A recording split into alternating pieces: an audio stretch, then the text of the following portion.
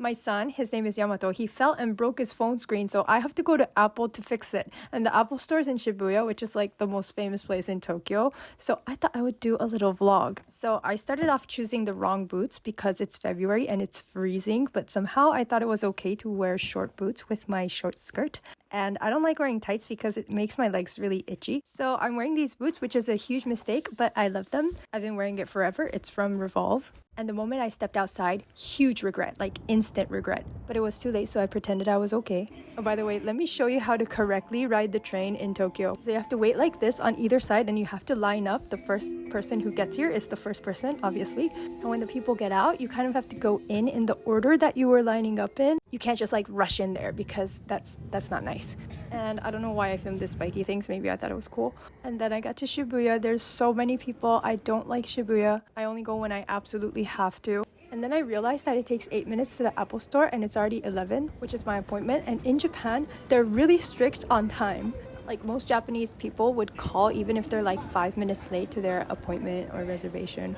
So knowing that I walk really slow, I should have called them. But I had this delusion that if I walk really fast, I can get there in 4 minutes, which I didn't. But oh, by the way, that was the Scramble Crossing, you know, where everybody takes pictures and, you know, it's in the movies. And then I saw these Taylor Swift trucks everywhere. Like it's literally blasting out Taylor Swift music and it says, "Welcome to Japan, Taylor Swift." Which is fine. I like her. We're the same age. By the way, I got to the Apple store and the guy was struggling to find my appointment and he was like, "I'm so sorry, but your appointment is at 1, not 11. So now I have 2 hours to kill in Shibuya. I walked into Parco, which is a nice shopping mall. I walked around a little and then, oh my god, I found these really cute heels. It was super cute, but I was scared to look at the price. And even if it was affordable, I'd probably break like all my bones wearing them. So anyways, I had nowhere to go, so I went to this other department store, which is called Seibu, which is like an ancient department store. And since I had time, I decided to buy a gift for my friend because it's her birthday coming up. So if your name is Mariko, please stop watching. Let me tell you about Japanese department stores because the sales associates, they're going to go out of their way to find something for you. If you don't like something, they're going to bring you product after product after product. So if you can't deal with pressure, don't go. I used to have a completely different personality when I was younger and I couldn't say no. So like I would go into a store and feel guilty because they're trying to sell me something and they're trying really hard to sell me. And I always end up buying something because I felt bad. Oh, but if you do go to a department store and you want to buy like a few things, and if you know you're going back, you should buy things in 2 separate ways because they might give you like little gifts for buying again. So that's a little tip. So anyways, as soon as I was done getting my friend's gift, I kind of ran away because I didn't steal it. I paid for it. I ran away because I didn't want her to like start selling me something.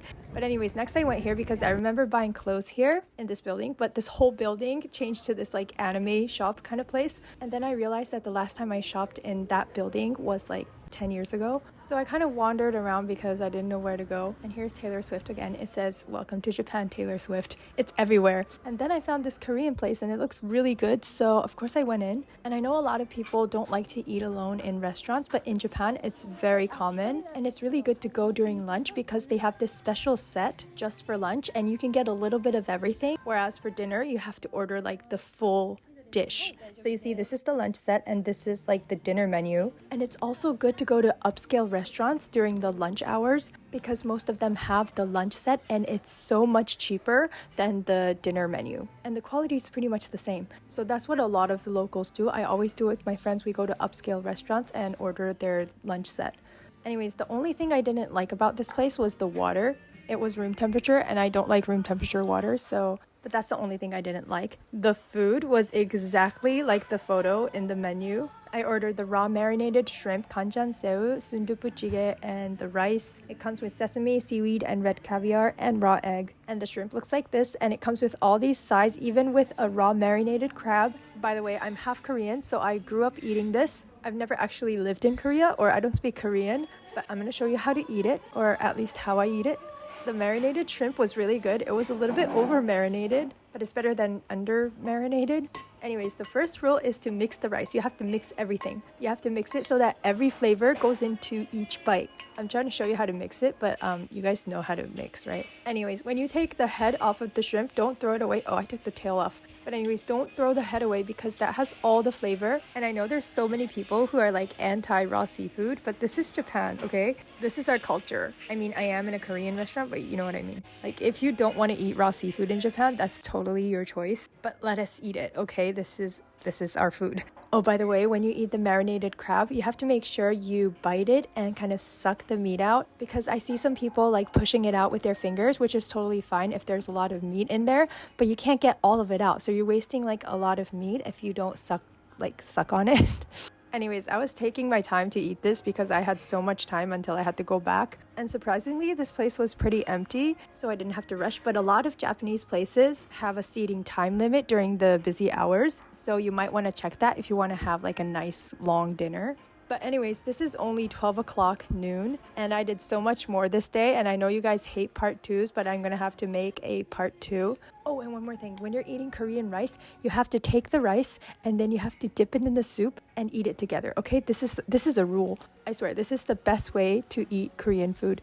Anyways, thanks for watching, and in part 2, I will be going to Blue Note Tokyo. So I'll see you guys in the next one. Bye!